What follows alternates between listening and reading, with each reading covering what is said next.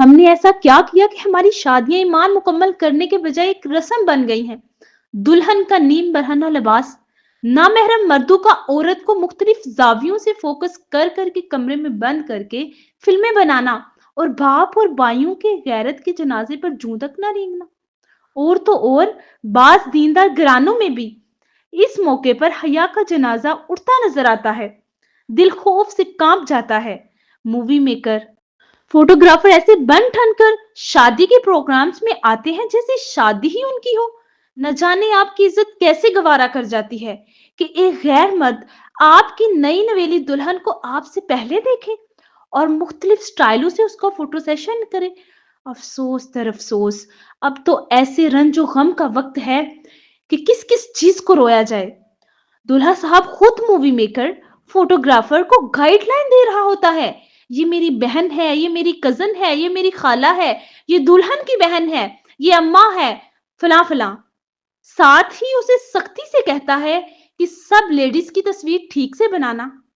لمحہ فکریہ تو یہ ہے کہ جو بندہ جتنا غریب ہے وہ اتنا ہی زیادہ پیسہ ان گناہ کی رسموں میں خرچ کرتا ہے، خواہ ادار ہی کیوں نہ لینا پڑے اسے۔ پوچھو تو یہ لوگ کہتے ہیں ہماری برادری میں ایسا کرنا رواج ہے، خاندان میں ناک کٹ جائے گی، لوگ کیا کہیں گے کہ فلاں کی شادی پر ناچ گانا نہیں ہوا، فحش عورتوں کا ڈانس، آتش بازی، فائرنگ نہیں ہوئی، شادی میں جانے کا مزہ نہیں آیا۔ یاد رکھیں، یہ بات ہمیشہ یاد رکھیں، جن لوگوں کو دکھانے کے لیے آپ یہ سب بیجا رسمیں ادا کرتے ہیں، ان کو آپ کے بیٹے بیٹی کی طلاق سے کوئی فرق نہیں پڑتا۔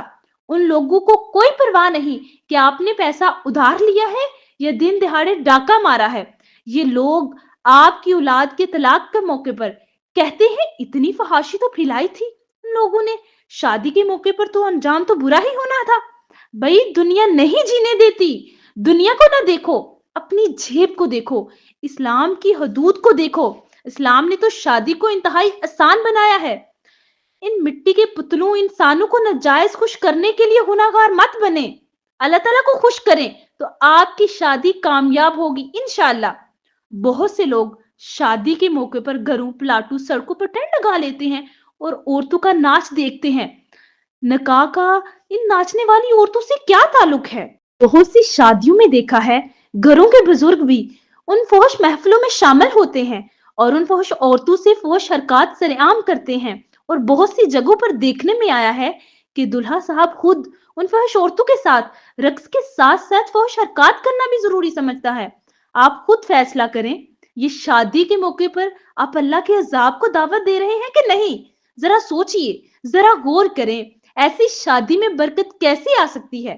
فحش عورتوں کے ناچ میں جو گناہ اور خرابیاں ہیں ان کو سب جانتے ہیں۔ اب ڈھولک کی بات کریں تو عورتیں ساری ساری رات ڈھولک کی خوب دھلائی کر کے اپنا سارا غصہ ڈھولک پر نکال دیتی ہیں۔ ڈھولک کی آواز سے آس پاس کے لوگوں کی نیند میں خلل آتا ہے کہ نہیں آتا؟ ذرا غور کریں، ڈھولک سے دل کو راحت نہیں ملتی تو بڑے بڑے سپیکر لے کر اس پر ساری رات اور سارا دن گانے لگائے جاتے ہیں کہ پورے شہر کو پتا چلے یہاں شادی کی تقریب ہو رہی ہے۔ جب سارا شہر آپ کی ان حرکتوں سے تنگ ہوگا تو کیا آپ کو یہ لوگ دعا دیں گے کہ اے اللہ ان کی شادیوں میں برکت ڈال دے؟ بہت سے بیمار ایسے بھی ہیں جو بیچارے اپنی ہی کھانسی کی آواز برداشت نہیں کر سکتے، تو کیا وہ آپ کے گھر لگے دیواروں جتنے سپیکروں سے نکلتی ہوئی گانوں کی آوازیں برداشت کر پائیں گے؟ اندازہ کریں کہ وہ بیمار انسان آپ کو کتنی بد دعائیں دے گا۔ ایسی شادی میں برکت کیسے آئے گی؟ ذرا سوچئے۔ اس گفتگو کا مقصد صرف یہ ہے کہ شادی کو آسان بنائیں۔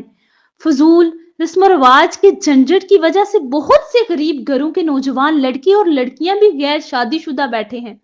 بزرگوں سے ہاتھ جوڑ کر گزارش ہے، ان فضول رسم و رواج کو اپنی زندگی میں ہی ختم کر جائیں، نہیں تو قبروں میں عذاب کا باعث بنے گا۔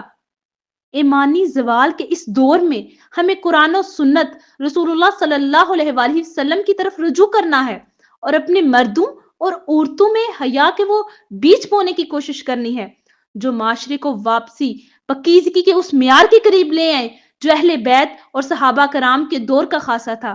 گھر کے اندر مرد نگران ہے، اس کی بنیادی ذمہ داری ہے کہ وہ اپنی اور گھر والوں کے لیے صحیح تعلیم کا بندوبست کرے۔ حقیقت یہ ہے کہ तकद्दुस निस्वां का मुहाफ़िज़ दरअसल मर्द ही है। अगर मर्द अपनी ज़िम्मेदारी से आगाह हो जाएँ, तो माशरे से उन बुराइयों का खात्मा हो जाएगा, जो औरत की बेमहारी की वजह से पैदा होती हैं। लेकिन होता ऐसा ही है, जो मर्द गैरत का पेकर बना होता है, उसकी गैरत भी ऐसे मौकों पर पता नहीं कहाँ गायब हो जाती है।